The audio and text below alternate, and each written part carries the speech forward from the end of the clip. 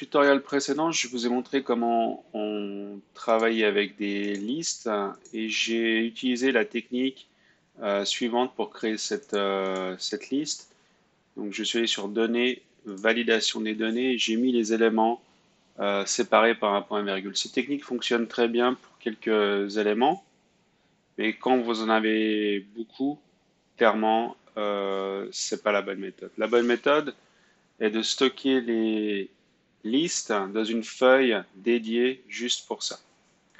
Alors, il se trouve qu'on a une liste ici qui a été constituée pour la recherche verticale, mais je vais utiliser cette colonne A comme liste de pays.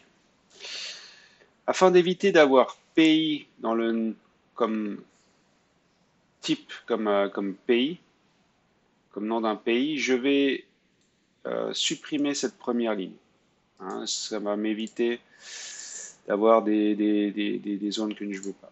Et là, on a toujours la table. Hein, la table elle fonctionne très bien pour la recherche verticale. Et surtout, on a ici une colonne qui va être utilisée comme liste de pays. Alors, pour faire ça, je vais nommer cette colonne. Qu'est-ce que ça veut dire nommer la colonne? Vous avez la zone des noms qui se trouve en haut. Vous sélectionnez bien la colonne A et on clique à l'intérieur et on va nommer cette colonne. On appuie bien sur Enter et on peut vérifier maintenant que dans la zone des noms, vous avez dans le menu déroulant ici pays et quand je clique dessus, ça m'amène sur cette colonne A.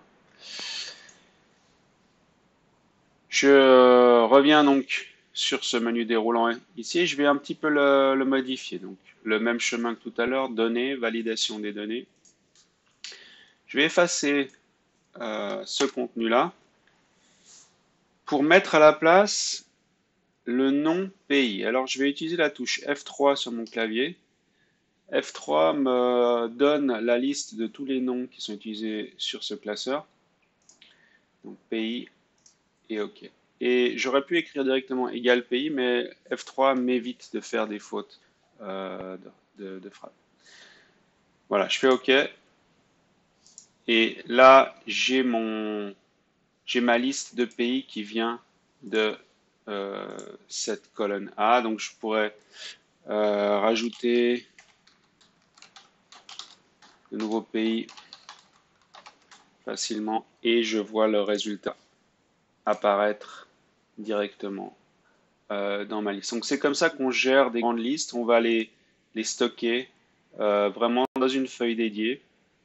On peut accompagner ces listes de données à côté si on veut l'utiliser dans un tableau pour des recherches verticales.